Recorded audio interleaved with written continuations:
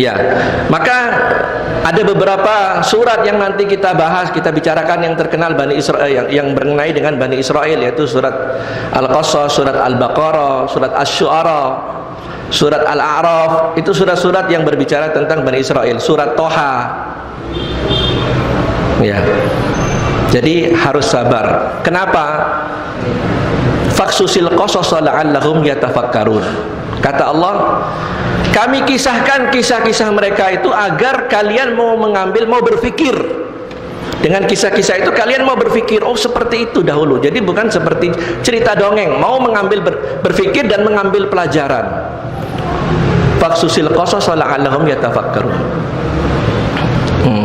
Nah, kemarin sudah kita bahas terakhir, Nabi Musa akhirnya dipungut oleh keluarga Fir'aun. Ya.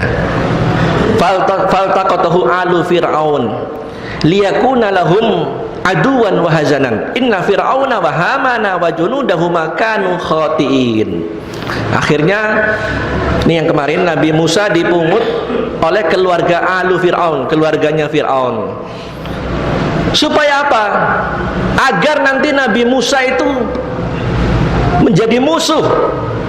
Ya, yang akhirnya sebab daripada dipungut itu Nabi Musa menjadi musuh dan akan menjadi kerugian bagi siapa? Bagi alu Fir'aun. Sesungguhnya kata Allah, Fir'aun, Haman dan tentaranya itu orang-orang yang berdosa. Itu sudah kita bicarakan kemarin. Ya, maka setelah para dayang-dayang itu menemukan tabut keranjang itu, kemudian diserahkan ke Asiyah, ya, binti Muzahim, istri daripada Fir'aun. Ya, ketika dilihat, ya, digambarkan dalam tafsir, setiap orang yang melihat bayi Musa ini mesti tertarik. Mesti tertarik. Maka ketika itu tabut itu dibuka oleh Asiyah, wa qalat imra'atu Fir'aun, berkatalah istri Fir'aun, qurratu ainin li walak, la taqtuluhu asa ayanfa'ana aw yattakhidahu walada wa hum la yash'urun. Asiyah berkata ketika membuka itu, dia takjub dengan Musa kecil ini, ya. Kemudian dipanggillah suami, coba lihat bayi ini. Kata Asiyah, mudah-mudahan dia menjadi penyejuk mata, maksudnya mudah-mudahan dia menggembirakan, membawa kegembiraan bagi aku dan bagi engkau, wahai Fir'aun. Ya, la taqtuluhu, jangan kau bunuh ini. Fir'aun ngerti benar ini anak-anak Bani Israel, walaupun dia tidak tahu itu Musa. Ini anak Bani Israel. Karena apa? Disifati bahwa antara orang Kipti Mesir dengan orang Bani Israel itu bisa dibedakan dari fisnya. Dari fisnya. Ibarat orang Cina dengan orang Arab, umpamakan. Orang Arab dengan orang selain Arab, itu bisa seperti itu, bisa dibedakan. Musa, Fir'aun ngerti ini anak Bani Israel. Maka Asiyah takut. La taqtuluhu, jangan kau bunuh dia. Asa ayanfa'ana, mudah-mudahan dia bermanfaat untuk kami. Au yattakhiduhu walada, atau kita ambil saja dia sebagai anak. Ya, Asiyah gembira, mudah-mudahan ini jadi hiburan bagi diriku dan bagi dirimu. Fir'aun melihat, apa jawaban Fir'aun? Iya, bagi kamu hiburan, bagi saya tidak, kata Fir'aun. Ya, perempuannya senang, gembira melihat itu, mudah-mudahan ini menggembirakan hati kita dan hatimu yang gembira, hatiku enggak, katanya. Nah, ini Fir'aun, bawaannya Fir'aun memang seperti ini, panas terus dia, maunya marah Fir'aun, maunya ngabisin orang terus gitu. Ya, karena sebelum-belumnya sudah berapa banyak bayi-bayi yang dibunuh. Ya, maka akhirnya Fir'aun yang begitu kejam ini mengalah dengan istrinya. Maka itu saya katakan kemarin ini, istri itu dahsyat. Ya, istri bisa menaklukkan suami. Bahkan jenderal bisa ditaklukkan oleh istrinya jenderal. Ya, itu luar biasa peranan istri. Jadi istri bisa menaklukkan suami, apalagi istrinya cerewet, lebih-lebih lagi takluk suaminya. Ya. Maka dengan terpaksa Fir'aun menurut, walaupun di hatinya dia maunya dia bunuh ini bayi Musa ini, tapi dia nggak mampu. Tak kalah dia, takluk dengan istrinya. Gitu. Akhirnya udah Fir'aun pasrah. Dia turutin kemauan istrinya, dibiarkan Musa tidak dibunuh. Coba lihat hadirin sekalian, Allah Subhanahu wa ta'ala menyelamatkan Nabi Musa dengan cara yang sangat indah, luar biasa. Subhanallah, luar biasa. Musa kecil ini yang oleh ibunya sangat takut ketika Musa didapati oleh intel-intelnya Fir'aun. Terpaksa Musa ini harus disembunyikan daripada intel-intelnya Fir'aun. Jangan sampai tahu kalau ada Musa. Maka Musa dilindungi, disembunyikan, jangan sampai tahu ini keluarga orang-orang istana, intel-intelnya Fir'aun. Takut dia kalau mereka tahu ada Musa yang lahir. Tapi coba lihat cara Allah. Ibu Musa yang begitu takut untuk diketahui anaknya, Allah malah mengantar Musa kepada Fir'aun. Allah malah antarkan Musa kepada Fir'aun. Yang akhirnya Fir'aun ini, Musa ini menjadi singa yang akan menerkam Fir'aun. Maka di ayat yang tadi itu, wahum la yash'urun. Ya, ketika istri mengatakan, la taqtuluhu, jangan kau bunuh dia. Atau kita jadikan dia anak. Fir'aun nurut, wahum la yash'urun. Dia nggak tahu, nggak sadar bahwa ini nanti akan menjadi singa yang akan menerkam Fir'aun. Hebatnya Allah itu, subhanallah ya, dahsyatnya rencana Allah itu. Dan Allah lunakkan hati daripada Asiyah ya, dilunakkan, ditanamkan rasa cinta ya, rasa ketertarikan kepada Musa, sehingga Musa dijadikan anak angkat ya.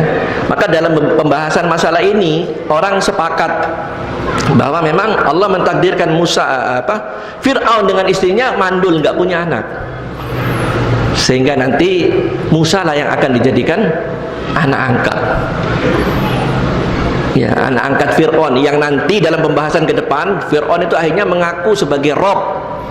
Jadi Fir'aun ini anak angkatnya Tuhan Fir'aun ya. Singkat cerita, udah dipelihara di istana, mulai muncul masalah. Apa masalah? Namanya anak kecil, masih menyusui. Nangislah Musa ini minta untuk menyusu ya. Nabi Musa nangis minta untuk disusui. Bingung Asia, akhirnya dipanggillah orang-orang ke istana. Ibu-ibu yang mempunyai bayi kecil itu dipanggil ke istana, diundang ya, diundang, disuruh coba untuk ditetei Nabi Musa. Dari berapa banyak ibu-ibu yang dipanggil ke istana, Nabi Musa nggak ada yang mau, nggak ada yang cocok. Nabi Musa nggak mau ya. Sampai akhirnya Fir'aun dan istrinya membuat sayembara ya, diinformasikan di pasar bahwa siapa yang dapat menyusui anak angkat daripada Fir'aun ya, akan mendapat hadiah yang luar biasa besarnya ya, diumumkan di pasar. Nah, singkat cerita, pengumuman ini didengar oleh kakak yang tertua Nabi Musa, perempuan, dan memang selisih umurnya cukup jauh ya. Wallahu a'lam, menurut sebahagian pendapat kakaknya ini juga bernama Maryam, ada yang menyebut Miriam, wallahu a'lam ya, gitu. Nah, diumumkan di pasar-pasar, akhirnya kakaknya ini mendengar. Dia mendengar ada bayi yang butuh untuk disusui oleh seseorang, yang bayi itu telah diangkat menjadi anak daripada Fir'aun, penguasa Mesir ketika itu. Dan memang ibu Nabi Musa berpesan kepada kakak perempuan yang paling tua, kau cari tahu berita-berita tentang adikmu Jadi si anak perempuan ini selalu mencari-cari tahu berita-berita, kabar-kabar tentang Musa. Singkat cerita sampai dibikin sayembara, gak ada yang mau. Maka Allah abadikan ini dalam surat Al-Qasas ayat 9 itu. Wa haramna 'alaihil maradi'a min qabl faqalat hal adullukum ala ahli baitin yakfulunahu lakum. Lanjutannya yang disuruh benarkan ngelamun, wahum nasihun. Ya, kata kakak perempuan ini, maukah kamu, ya, maukah kamu aku tunjukkan? Jadi setelah ditolak semua, wa haramna 'alaihil maradi'a min qabl. Jadi setiap bayi yang menyusu, ibu yang menyusu bayi ditolak. Diumumkan di pasar, pas didengar oleh saudara perempuan Nabi Musa. Hal adullukum ala ahli baitin yakfulunahu lakum. Maukah kamu aku beritahu orang yang dapat menyusuinya dan akan memelihara Nabi Musa nanti? Wahum lahum nasihun. Kaget nih orang istana. Loh, kamu tahu? Saya tahu, katanya. Benar. Ya. Ada orang nanti yang bisa menyusui ini bayi ini. Adiknya tahu ini, kakaknya tahu ini adiknya. Ya, maka dibawalah Nabi Musa ini oleh orang-orang istana ke rumah anak ini, ke rumah ibu Nabi Musa. Ya. Kemudian disodorkan bayi Musa kecil ini kepada ibunya. Ya. Akhirnya dicoba sekali saja, celep, udah. Begitu diteteh oleh ibunya, mau Musa netek, oh senang semua. Ya karena memang ibunya.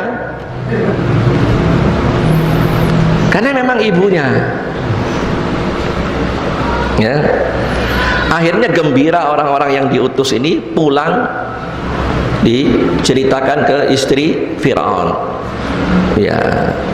Hanya istri Fir'aun memerintahkan agar ibu tadi itu dipanggil ke istana. Dipanggil ibu tadi ke istana.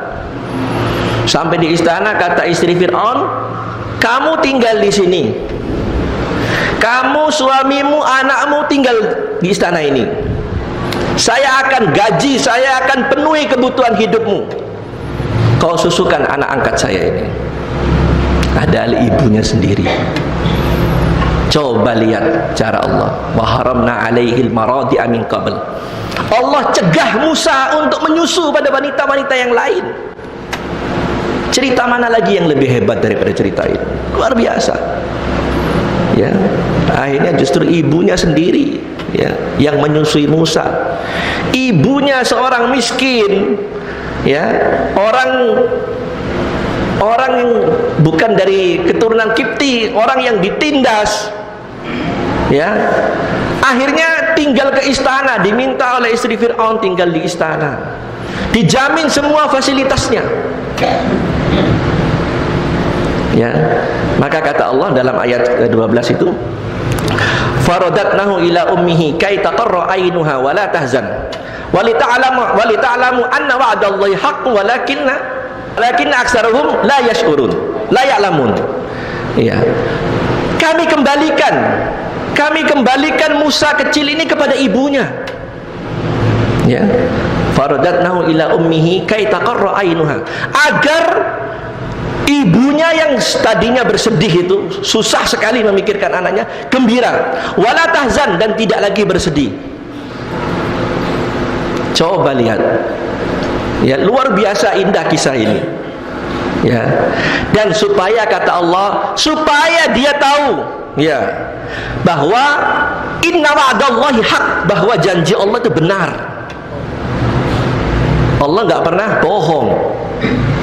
Ya, ketika dia diperintahkan oleh Allah untuk menyimpan Musa di sungai, itu secara manusiawi berat hatinya, wajar, tetapi imannya lebih menang daripada keraguan-raguannya. Dia ikuti saja. Maka ini ada hikmah besar. perintah Allah itu kadang sulit dicerna dengan akal. Akal manusia kadang tidak mampu membayangkan rahasia di balik apa yang Allah inginkan. Gak mampu. Ya. Akhirnya tinggallah di istana, dia menyusui Musa, ya, dengan dijamin semuanya ditanggung oleh Fir'aun, orang yang nanti akan menjadi musuh nomor 1. Luar biasa. Allah buktikan bahwa janji Allah itu benar. Tapi kebanyakan orang nggak tahu kata Allah. Maka ini pelajaran besar bagi kita semua. Kalau kita melaksanakan perintah Allah, jangan ragu. Jangan ragu. Ya, asal tahu itu perintah Allah, laksanakan saja. Ya, laksanakan saja. Insya Allah ada kebaikan yang memang saat itu kita belum tahu. Ya, contoh yang paling besar itu kasus Ummi Musa ini. Ya, bukan hanya sekedar dikembalikan, dia dimuliakan. Dari orang yang terhina, orang dianggap kelas rendahan, kelas budak, harus tinggal di istana, dijamin semua-muanya. Anaknya dikembalikan, disusui sendiri. Coba lihat hebatnya ya. Ya, Allah memang maha dahsyat. Ya, Allah sebaik-baik membuat rencana. Gitu loh. Ya, maka singkat cerita, Nabi Musa ini akhirnya tinggal dan dibesarkan di dalam istana. Ya, sampai Nabi Musa usia dewasa. Ya, sampai Nabi Musa menjelang usia dewasa.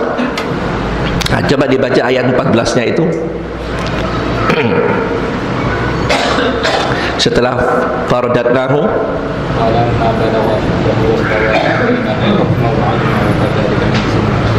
ya, walamma balagha ashuddahu wastawa atainahu hukman wa ilman.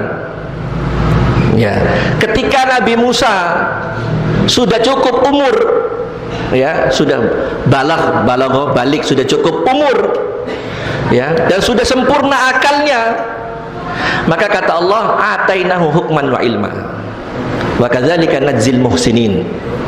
Aku berikan kepada Musa itu atainahu hukman wa ilma. Allah memberi ilmu, ya, hukman wa ilma. Ya, Allah memberi hikmah dan memberikan ilmu. Kata Imam Mujahid rahimahullah, ya, bahwa maksud ayat ini Nabi Musa akhirnya oleh Allah diberikan hukman wa ilma, dia diangkat menjadi nabi. Ya, dia diangkat menjadi nabi. Nah, umur berapa Nabi Musa diangkat menjadi nabi?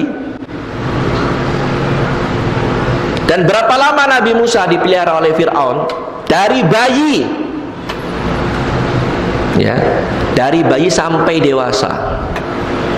Sampai dewasa menjadi Musa yang kuat, Musa yang hebat. Nabi Musa digambarkan orangnya kuat, pemuda yang kekar kuat. Satu hari dia masuk ke satu kota, namanya kota di Mesir, Memphis, ya, kota Memphis. Di Quran disebut itu oleh Ibnu Katsir. Dia melihat ada 2 orang yang berantem. Ya, yang satu dari Kipti, orang Mesir, dan yang satu orang Bani Israel. Ya, dia melihat orang Bani Israel ini kalah, dianiaya, gitu, dianiaya. Akhirnya Nabi Musa turun tangan. Ya, Nabi Musa turun tangan, dibela oleh Nabi Musa. Ini orang Kipti dipukul, dihajar. Dihajar bukan pingsan, tapi mati. Coba lihat, sekali pukul orang itu mati. Jadi Nabi Musa digambarkan orang yang kuat, mati. Kaget Nabi Musa, waduh, saya telah membuat kesalahan.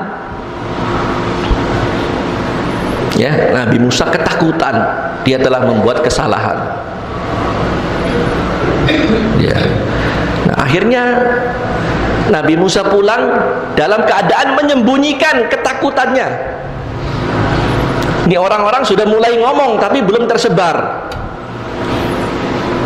Nabi Musa gelisah, gimana caranya ini? Akhirnya makin lama makin santer bahwa Musa anaknya Tuhan Fir'aun, ya, telah membunuh orang kita, orang dari Mesir, orang Kipti. Akhirnya ketika berita itu sudah sangat nyata, semua orang berbicara, terpaksa Nabi Musa lari. Ya, larilah, kabur Nabi Musa. Diceritakan di tafsir, Nabi Musa itu lari nggak bawa apa-apa saat itu. Ya. Ketika dia keluar, dia sudah melihat, mendengar sendiri orang-orang di mana-mana sudah berbicara tentang dirinya yang membunuh salah seorang dari Kipti. Akhirnya Nabi Musa ketakutan. Nah, secara manusiawi takut, walaupun dia orang hebat, kuat. Ya. Nah, saat itu Nabi Musa belum diutus menjadi nabi.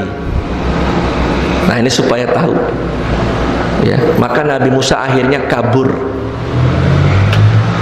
Ya, kabur, pergi, dia tinggalkan Mesir.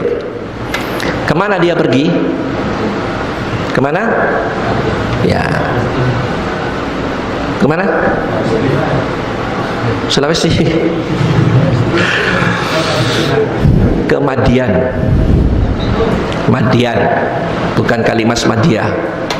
Surabaya itu ada Kalimas Madia. Dia pergi ke satu tempat namanya Madian.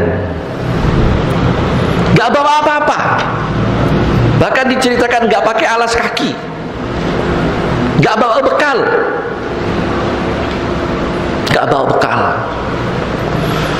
Jalan berhari-hari, sampai digambarkan dia makan apa yang dia dapat, daun-daunan itu kalau ada dimakan. Itu. Inilah sejarah orang-orang besar. Perjalanan hidupnya memang dimulai dengan kesulitan-kesulitan. Nabi Yusuf, dia harus masuk penjara. Nabi Musa, ya, dia terpaksa keluar dari istana yang dia sudah hidup puluhan tahun dengan Fir'aun. Pisah lagi dengan ibunya. Ya, sampai dia harus keluar dari Mesir pergi ke Madian, gak bawa bekal apa-apa, kelaparan. Dia berdoa kepada Allah, mohon untuk dikenyangkan. Coba lihat, mohon supaya diberikan makanan. Ya, sampai singkat cerita, pergilah dia ke Madian. Sampai di kota Madian, ya, Nabi Musa melihat ada dua orang wanita.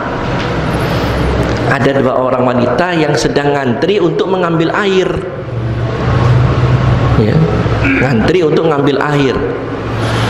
Nabi Musa memperhatikan dua orang wanita ini, gak bisa-bisa mau ngambil air, gak bisa-bisa. Karena apa? Yang banyak ngantri ini orang laki-laki. Itu diceritakan dalam beberapa ayat itu. Yang banyak ngantri laki-laki. Ayat Nabi Musa ini kasihan. Ini orang dari tadi perempuan ini gak dapat-dapat. Akhirnya Nabi Musa menegur perempuan itu, menawarkan jasa, ya, menawarkan jasa agar Nabi Musa menolong untuk mengambilkan air. Ya, maka diambilkan air, ya, untuk wanita ini, ya, diambil, kemudian diserahkan kepada wanita ini. Dua orang bersaudara. Ya, maka wanita ini pulang lapor kepada bapaknya. Siapa bapak wanita ini? Ya, siapa? Ya, Nabi Syuaib. Ya, jadi dua anak tadi itu anaknya Nabi Syuaib. Maka melaporlah si wanita ini kepada bapaknya bahwa dia tadi mengantri lama nggak dapat-dapat, ditolong oleh seorang pemuda. Ya, diceritakan oleh anaknya ini kepada bapaknya. Dan ternyata subhanallah, si anak, salah satu dari anak ini tertarik kepada Musa ya tertarik sampai dia mengatakan kepada bapaknya, dalam surat Al-Qasas diceritakan, dia berkata kepada bapaknya, bagaimana bapak ya kalau kita jadikan pemuda tadi itu salah satu menjadi keluarga kita di rumah ini dan dia bekerja untuk kita. Ya, maksudnya anak ini menyampaikan pada bapaknya dia tertarik untuk ya. Kau mau lamar ya? Ya, disuruh ya Musa Nabi Syuaib mengerti bahwa anaknya yang satu ini mau. Kalau gitu coba kau panggil anak itu, kau panggil pemuda itu. Dipanggil Nabi Musa. Jadi diceritakan di ayat ini sambil dengan malu-malu, indah sekali ayatnya ini. Malu-malu perempuan itu ya mendekat kepada Musa menyatakan ya Anda dipanggil oleh bapak saya ya sentak besae ya tua madana idangi lo itake kalau bahasa Bimanya gitu. Nabi Musa pun malu-malu. Mungkin kalau kita iya bemair nih ya ya, singkat cerita akhirnya pergi Nabi Musa ini bertemu Nabi Syuaib. Di situ terjadi dialog, diceritakan juga di ayat. Singkatnya Nabi Syuaib menyampaikan bahwa Nabi Musa akan diangkat menjadi menantu.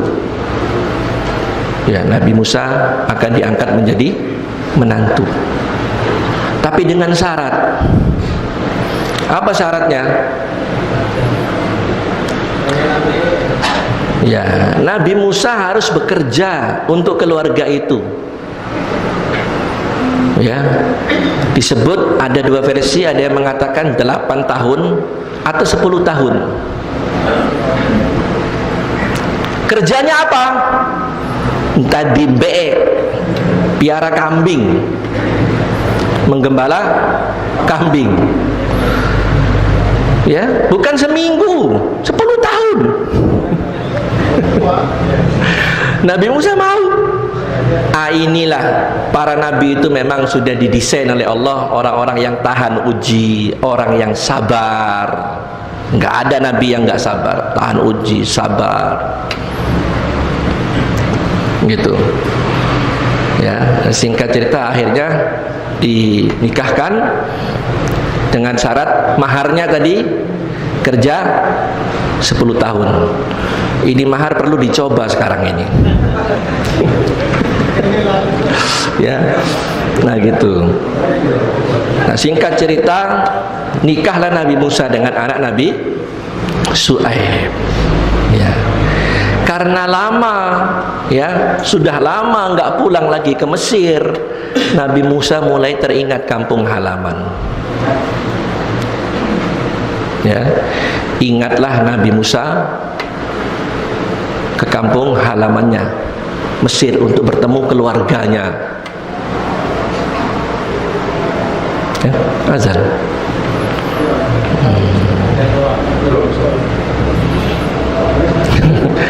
Ini masih panjang mau diteruskan ini.